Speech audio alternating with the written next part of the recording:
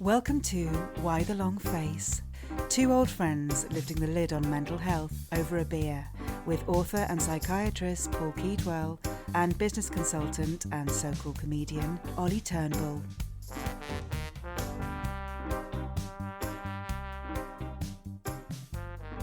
Welcome to the first episode of 2020. Welcome to Why the Long Face. Yeah, welcome indeed. And Happy New Year. Thank you very much. Not to you. Fine. Happy New Year to our listeners. Oh yeah, But also Happy New Year to you. Thank you, Doctor, and a very happy New Year to you. Let's hope 2020 gives us the clear vision that we're after, because it's a play on the 2020, which I. Oh God. So, can I ask you a question? Yes. Have you ever seen a rainbow? Yes. Yeah. And what is a rainbow? It's refraction, isn't it, of sunlight through rain. Exactly right. So if you shine light through a prism, which is something at an angle, which a raindrop can act as a prism, then Dark side of the moon cover. Dark side of the moon cover, then the light will be refracted at different rates depending on the frequency. White light is made up of many frequencies, and so you'll get a rainbow, which is a light spectrum.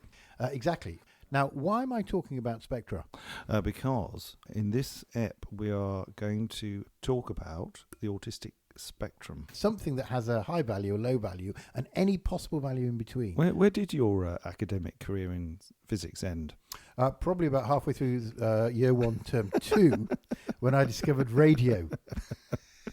Oh, that's right. You were a radio personality, and you still are in a way. Well, yeah, I've moved media in the previous in the last 30 years. Yeah. I think the reason we did this is because it's become a common parlance now to say, oh, he or she is on the spectrum, and it's become a bit of a term of abuse as well. Yeah. So we felt that we should unpick it a bit and not dress it up or see it through rose-tinted spectacles, but also perhaps defend people on the spectrum a bit. Yeah. Because history is strewn with examples of incredibly talented and effective people supposedly on the spectrum. Yeah.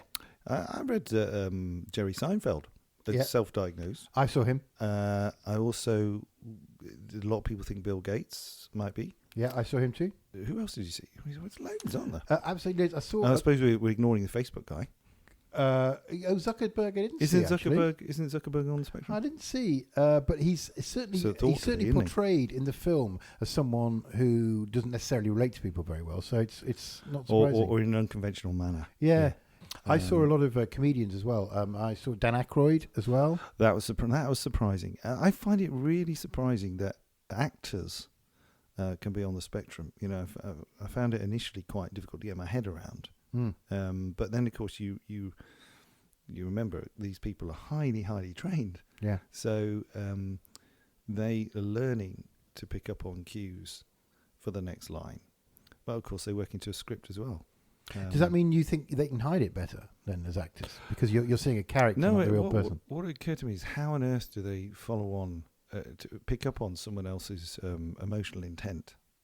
Oh, I see. In a drama, for example. I suppose. And then come up with the next line. I suppose, yeah, you're right. They're trained, so it's they're training more than their natural reaction. Yeah, that could be true. But I think the real skill they have is to nail something down. You know, it's that obsessional pursuit of an endeavour. Could that help them in crime solving? Could that help them in law? Could Sherlock Holmes have been autistic, for example? Yeah, is that a decent possibly theory? Because he was Charles Darwin was thought to have been autistic. Yeah, I saw him as one of the that obsessional thing. Yeah, that theory of evolution wasn't completely novel, but he relentlessly pursued it until he got a huge body of evidence to back it up. And he was very, very famous depressive as well. But he was from an early age found social interaction difficult. Everyone said and preferred his own company. Isaac Newton similarly, but anyway. Einstein. A little bit, wasn't he? Yeah. And he also had that slightly different thing. He would be a bit silly. And often inappropriate. Yeah. which is a part of it. You're not knowing quite how you should react or behave in a certain social situation.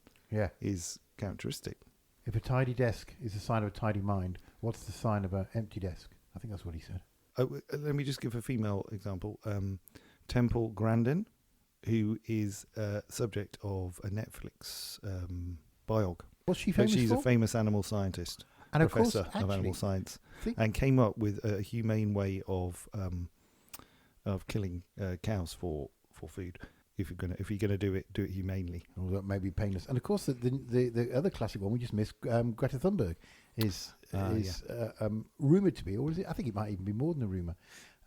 Yeah, I think it might be more than a rumor as well. Yeah, Susan Boyle, the singer. Yeah, no, that one is well documented. So, but still, the list I've got does feature more men than women. Is that a known fact? I think it is actually. It is. It's just over a ratio of 4-1. Blimey. There is a obvious bias towards the male gender, but it'd be a mistake to think that Aspergers is a male condition.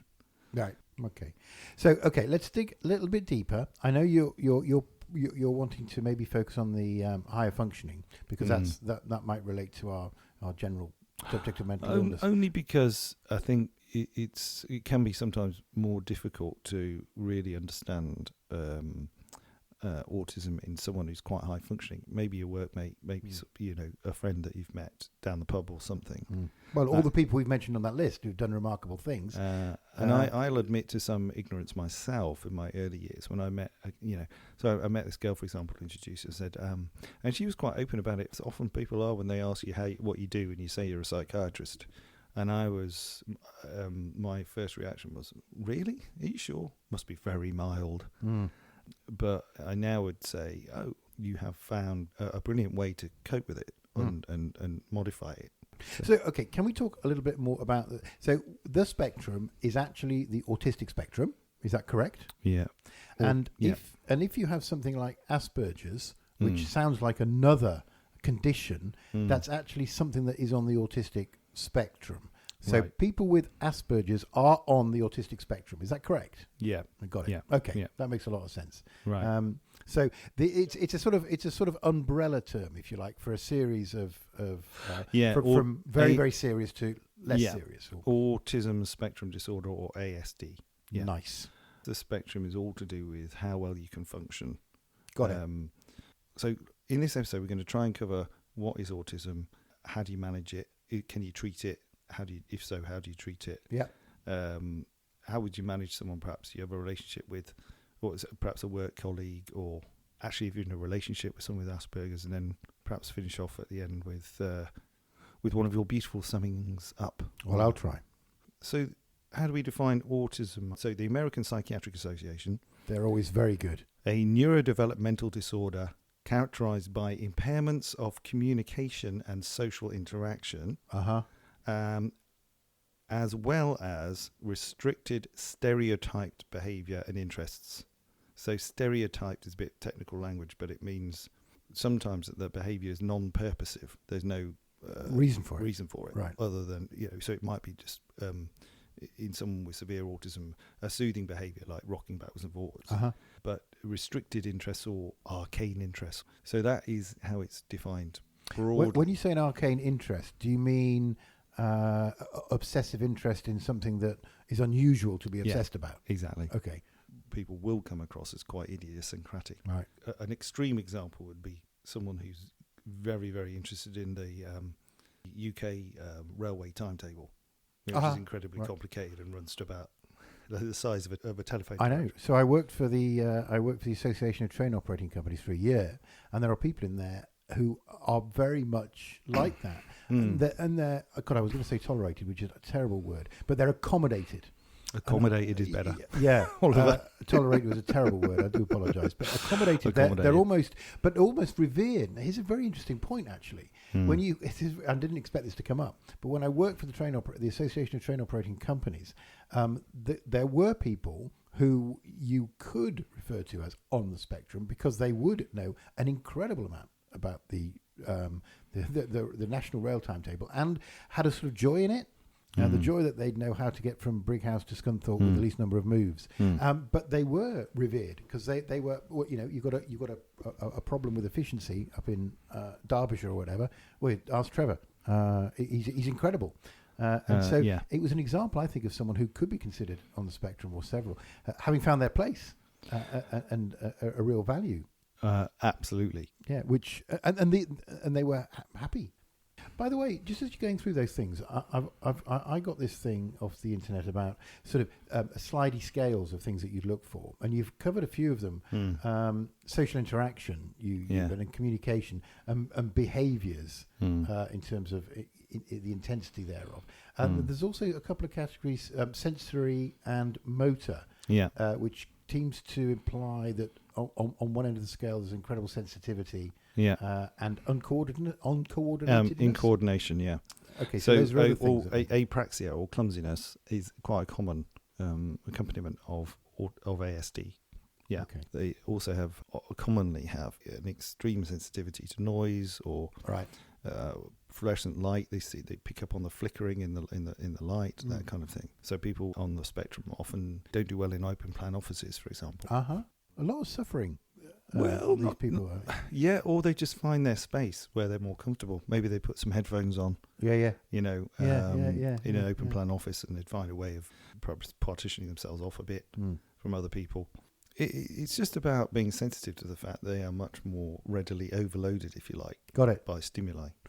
It's quite complex, isn't it? It's quite a complex picture which builds up something that you call the core deficit. Well, I was going to say these characteristics are very commonly associated, and that's why it's a syndrome. Syndrome is literally just a constellation of symptoms that occur together more often than they do apart. That's what a syndrome is. Oh my God, I never knew that. That is brilliant. Fact of the podo. But I was going to say the difficulty with social communication and interaction, I think that's the core of it. Okay. You see rigid and repetitive behaviours in other conditions such as OCD, as you said. There might be other reasons why you have resistance to change or narrowed interests, but the core and the thing that explains most of it is this difficulty really understanding the social intentions of others or even the emotions of others. Yep. So an ability to pick up on the non-verbal cues. So that can lead to people assuming that someone on the spectrum is insensitive, rude, quite frankly, or like blunt, or doesn't like them. Yeah. And of course, to someone who's on the spectrum, they'll be confused by the reaction of the other person potentially. Or just not even understand that they've reacted that way. Probably more likely the second one. But that doesn't mean they wouldn't care, and that's the classic thing to get across. Is that just because Asperger's people might process emotions differently doesn't mean they don't feel and they don't have empathy and they don't care. It's just the way that they process it. Oh, that makes me feel quite sad actually about all the people on the spectrum who have been misunderstood or are being misunderstood. Right. I read an example actually online. It was on the Forbes website. I'll put it up on the website. When I was sick in bed for 3 days, she came in only at dinner time. She left food without asking how I felt. So that's the male partner of this female who has Asperger's. This proves how self-centered she is. She didn't care that I felt lonely and sad because of our lack of connection. Third column. This is an understanding of how her brain works. She likes to be alone when she feels sick. And she thinks asking people how they feel when they're sick is dumb. Spectrum which people makes sense think more literally. Yeah. A bit more concrete. Yeah. Well, why would you ask me how I'm feeling? I'm clearly sick. That's going to make you feel worse. That makes sense. And I don't really want the energy of having to engage with you because I'm feeling sick. Yeah. So that autistic person would not understand the reaction. They're actually being considerate. Well, when I feel sick, this is how I want people to behave. It reminds me very much of the classic disconnect, which has almost become a cliche, of men and women, where a woman typically wants to offload the frustrations of the day and is frustrated when the man wants to solve the problems for her. Well, you should tell her this, you should tell your boss that, you should do this. And actually all they want to do is offload. And actually the man is not being unhelpful. They're just not really understanding what the woman's need is. Right. I mean, maybe that's a bit of a cliche, but it's very similar about... So it makes me start to think that maybe the autistic brain is constructed in a different way, or is it more of a software thing? Certainly there are theories that say that it's a top-down problem that right across the brain, people with autism are processing things differently. Wow. Perceptions, feelings. Yeah. There's a pattern of executive functions that I suppose if you use conventional tests that are used on a normal distribution would come up as abnormalities. But as we know, of course, just because something is different from normal doesn't mean it's inferior. No. That's why Asperger's people play such an important role in our society. I mean, you mentioned people that you met working for the UK Rail. I also met a few people in the course of my research, neuroimaging research, where I'm having to rely on some very sophisticated programming. And these dudes were knocking it out the park. Yeah. But could I have a conventional conversation with them? No. But why should I expect to have a small talk with these people? Do you know what? It's really interesting. I'm thinking back of my career in IT when I used to deal with coders. And you do get a lot of coders with traits that you describe. Right.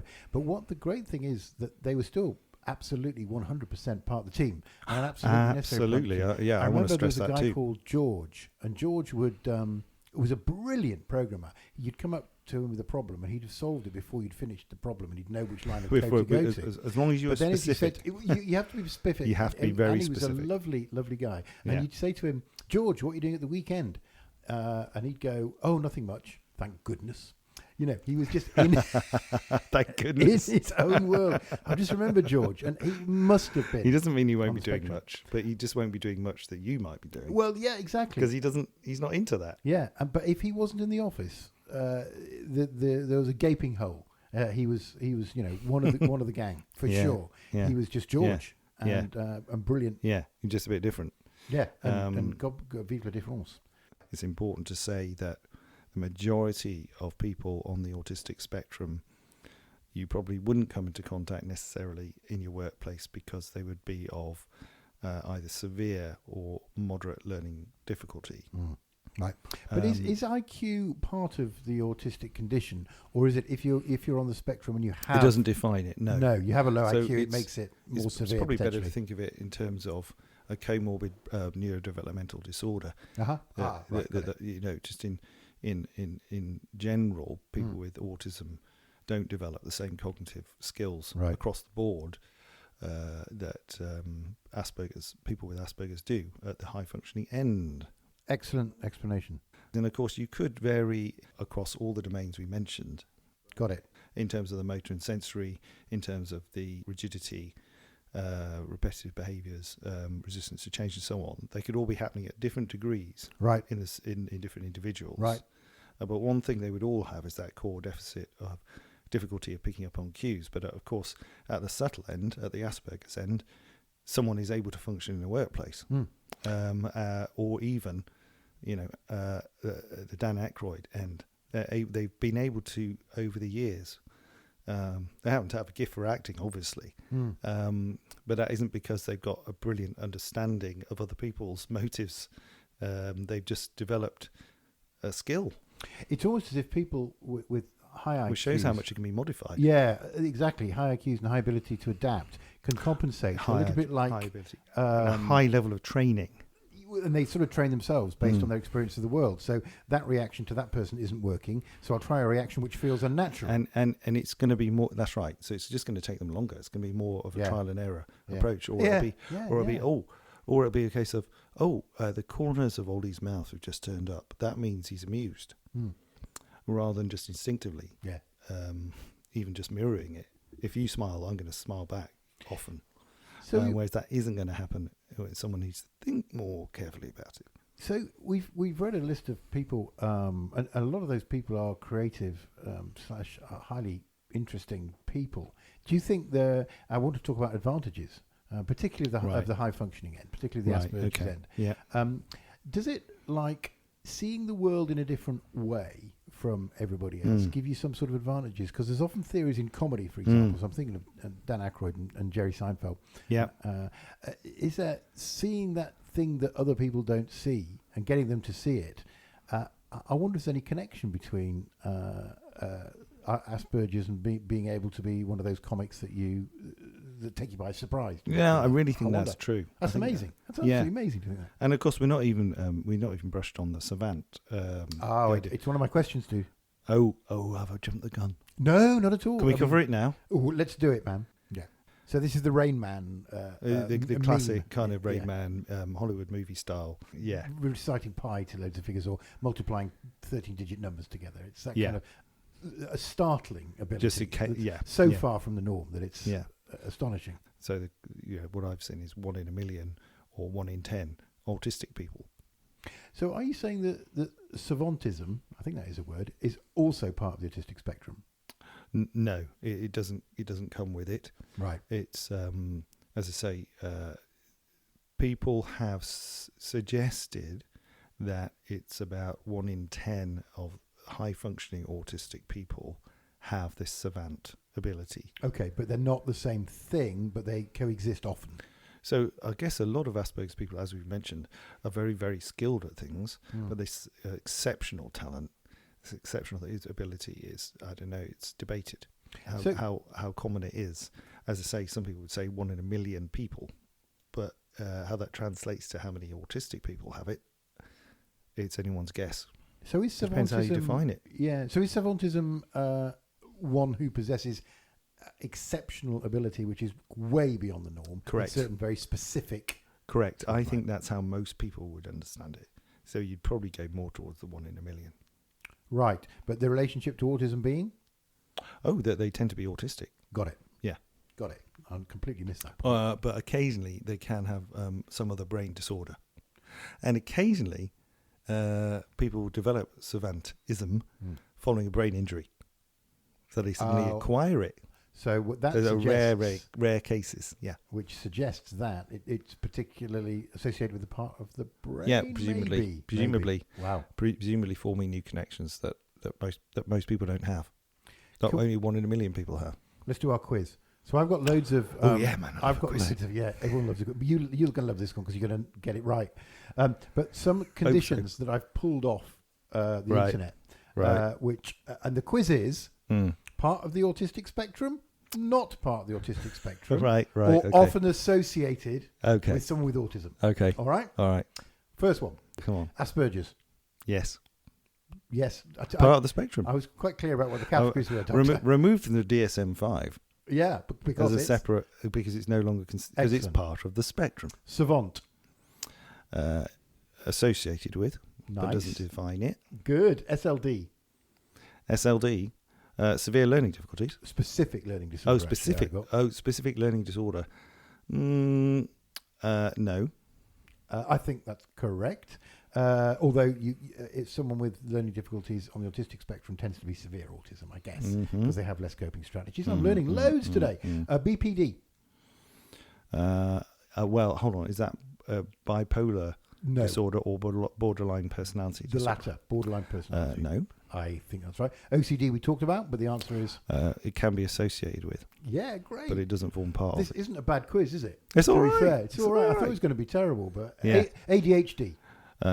Very commonly associated, but isn't part of the syndrome.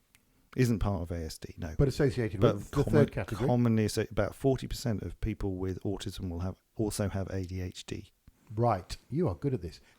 Every photo I saw of a famous sufferer of Asperger's from decades gone by, centuries gone by, or today, always had a sort of wistful look in their face. And it made me feel kind of sad for them.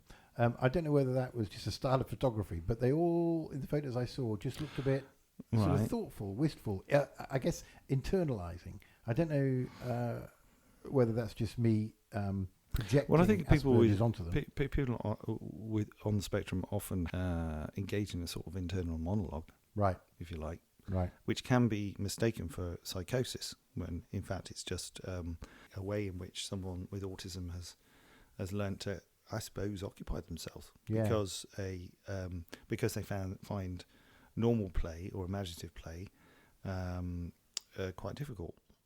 And then that becomes a habit, I suppose, as they get older. Because when autism develops, right? Or when it becomes apparent, it's before the age of 3, and commonly around 18 months. So I'm wondering, play is a way of getting children to make sense of the world, isn't it? So if you don't have a propensity towards play, you must find other mechanisms to make sense of the world.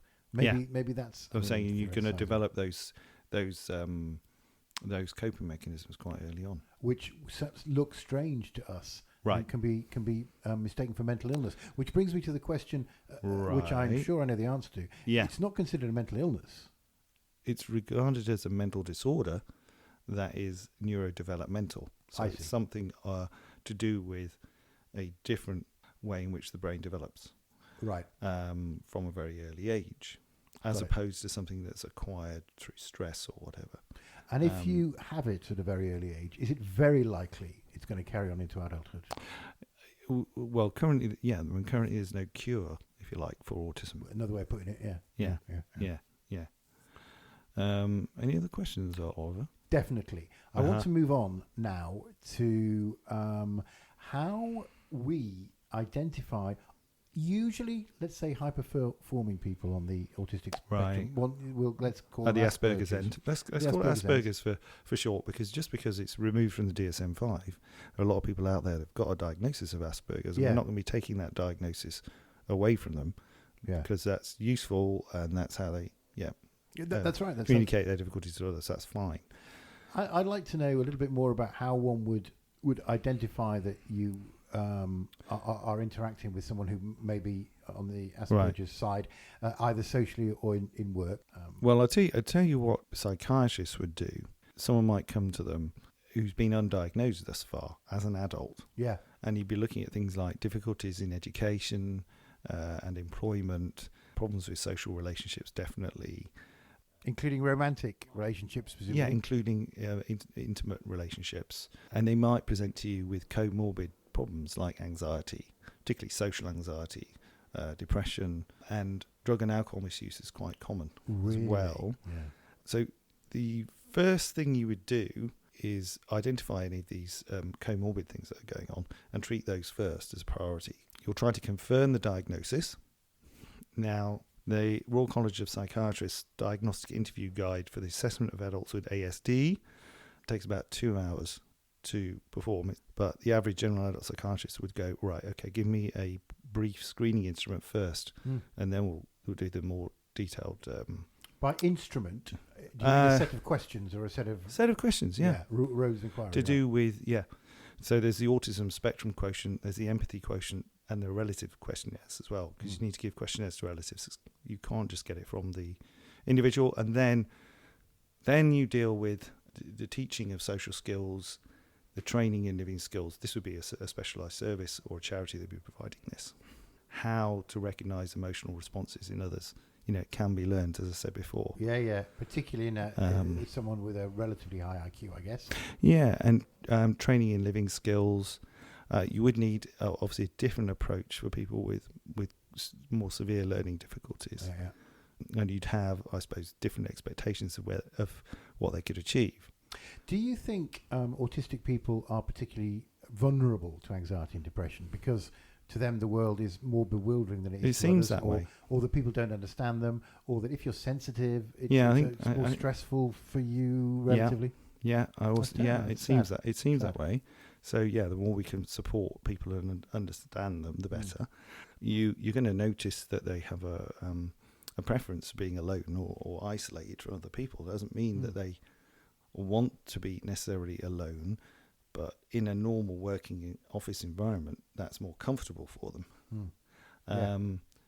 I think you provide, you accommodate that, I think, and you speak to them on a one-to-one. And if you want to work with someone and you want to give them some goals, you have to be very specific. Right. Is there another thing about? I'll come back to specific goals because that's a good one. I can just imagine that being really important when you're performance managing. Is the other thing very important? Is the other thing to be sensitive to the fact that they might not pick up all your cues and therefore not take offence when they behave in a way that you think is even slightly inappropriate? Oh yeah, no. For example, most people with ASD prefer to avoid eye contact. Right. Rather than trying to change that, just accept it for what it is. Go, well, that's just how they are. Yeah. And don't take anything Deal with from that in terms of rudeness or... exactly. Do not take offence. Yeah, because that's part of their condition. Autistic people can include a fondness for things staying the same. Right. And conversely, sometimes drastic or dramatic reactions to change. Yeah, I've heard this one. Anxiety or irritability or agitation or even aggression. Should you ever acknowledge it? Well, most people on the spectrum know they're on the spectrum. one would hope most have been formally diagnosed. Yeah. I'm just wondering whether it would embarrass them or maybe think it was a bit too personal, or maybe it would depend on what kind of person they are. I mean, the autism doesn't define them. They're individuals as well as autistic people, right? You'd want to have a few conversations before you broach the subject. But do you need to acknowledge it if you're pretty sure? Well, I don't know. One thing that occurs to me in my life is that I've acknowledged my anxiety to work colleagues. And I've done it... Oh, right. I think it's helpful. And I've done it almost in a comic way. So when bad news is on its way, I use my anxiety as a sort of joke as a coping mechanism, and I found that actually quite helpful in terms of reducing my level of anxiety. Is that I'm an anxious person. I think there's no doubt that, and therefore, because one of the things about being an anxious person, you're almost frightened of being exposed as such. Right. And once it's out there, and that's because you're frightened of everything. Well, exactly. We'll come to that. One thing at a time. One neurosis at a time. But as soon as anxiety becomes something that you are, just like you are a man, or you are from Yorkshire, or you like Tottenham, you are anxious. As soon as it becomes just a normal character trait of yours, it certainly loses a lot of its potency. At least that's what I've found. I think the same could be a depressive label, Asperger's label. I think once people have adjusted to the diagnosis, then I think it is helpful for them to discuss it. Yeah, to be open about it. Yeah, I've found that through people, autistic people I've met. They've introduced it fairly early on. They've said, "Yeah, that's me." You know, I have problems with that, and they don't appear to be distressed by revealing that. No, and the more we are. I mean, again, another continuing theme of this podcast is normalisation. And to be able to say, "Oh, hello, my name's Oliver, and I'm anxious." I mean, you wouldn't do it on the first meeting because that would be weird. Do we have to? I don't know about normalise. It's about acceptance of difference, isn't it? It's about going, right, there's a huge diversity of people in this world. Many of us suffer from a mental disorder at some point in our lives. Some people have it throughout their lives, and that should be just accepted. No, totally. Right? Totally. But we're not saying everyone has to behave normally, or that we expect people to be, quotations normal. Yeah, I suppose. Exactly. And understanding. I think as human beings, we owe it to each other to understand the differences between us and to accommodate them. And use humour. That's what respect is. And I think humour is a great... Yeah, because I mean, often people with Asperger's are called Aspies, or they call themselves Aspies. Nice. They are often referred to as little professors. In a way. But I think there are ways in which we can more positively interact with people with Asperger's, that's for sure. Effectively, what we're talking about is don't be vague, and also trying to reframe their behaviours. So if you see it as insensitive, try and think of it in another way. That's good. And it's a mistake to think that people with autism don't care. That is a good one. They just process things differently. And many of us expect our partners to automatically know what we want, and we drop hints, right? And we find that hard enough as people who are non-autistic. But with autistic people, you definitely can't do that. Nice. Don't drop hints. Yeah. Be direct. How many times you have to be direct. How many times have people in relationships gone, "I'm not a mind reader"? Correct. And there's a non-autistic people saying that. And that's non-autistic people. And of course, autism at core is this lack of theory of mind, lack of understanding of what other people might be thinking. Shall we go through what we've discovered? Yeah, man. I think we covered the important bits, haven't we? I think so, yeah. And some of the bits that are utterly trivial. Yeah. Most of this stuff about you, wasn't it? Yeah. Okay. You go for it, man. Because I think you've been paying attention. I think I have. I find this stuff absolutely fascinating. And I feel a bit sad for people who are suffering like this and not being understood. So if we can do a little bit to help that, I'm very, very happy. Right. Well, before you launch in, I was going to say, people often do need extra support after getting the diagnosis, because that can lead to a period of heightened depression and anxiety. Right. But I think once they've got past that, then people can find amazing ways in which to adapt and develop skills so that they can reach a quite high level in society, and as I say, very high levels sometimes. And that's fantastic, but it takes energy, and it can be stressful, I'd imagine. And obviously with the caveat that we're focusing mainly on the Asperger's end. True. Acknowledging that there's a wide spectrum of severity. Yeah. Let me give it a go. Okay. So, ASD. So it is a spectrum, and it is fabulously a syndrome. And what does that mean? It's a constellation, your word, you used it twice now, I remembered, of symptoms which are often in different configurations, but often occur together. Or almost correct. Yeah. And that tend is to why occur together, yeah. It's a very complex set of things, which include considerations of measured intelligence, social interaction, communication, behaviours, sensory sensitivity and motor skill, which can combine in many different ways to go from very severe to less severe on the spectrum. And the less severe we now identify as what used to be identified as Aspergers. So it is true to say that Aspergers is on the autistic spectrum and has actually been dropped as a definition, but we still find it useful. Just adding in the rigid and repetitive behaviours, resistance to change and narrowed interests, which you mentioned before, but not then.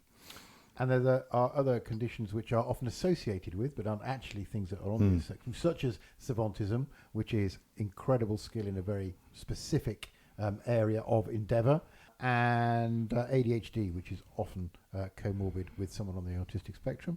Obviously, it goes from very severe to less severe, and in the less severe, people can live very normal lives, but can sometimes be susceptible to certain types of mental illness, such as anxiety and depression, and have to work hard to sometimes compensate for the inability to pick up on social cues that the rest of us take and for granted. And may turn to drugs and alcohol. Yes, I forgot about that bit, but yeah, that's right. That was fascinating. Yeah, man. Let's just think twice about saying, oh, he's a bit on the spectrum in a pejorative way, because people on the spectrum are of great value to society. They just process things differently. Correct. Shall we end there? What a great summary. Awesome. Please do get in touch with us. Yes. Perhaps you are on the autistic spectrum and you would like to tell us about your stories. Maybe it's about how you were diagnosed, how you managed to modify the condition or cope with the condition. Maybe you know someone with Asperger's, or you work with someone. Maybe you're in a relationship with someone on the spectrum and you'd like to tell us how you managed the situation or managed the relationship. We'd love some feedback on whether you found the episode useful as well. We're bound to have missed things out, but it'd be great to hear from you. On the website, there's a contact me form. Facebook is good. Tweet us. Tweet, of course. Our handle is YTLF, so that's YWHYTLF. Yeah. And please subscribe and also rate us wherever you get your podcast. We wish you well, and we'll see you next time. Bye-bye.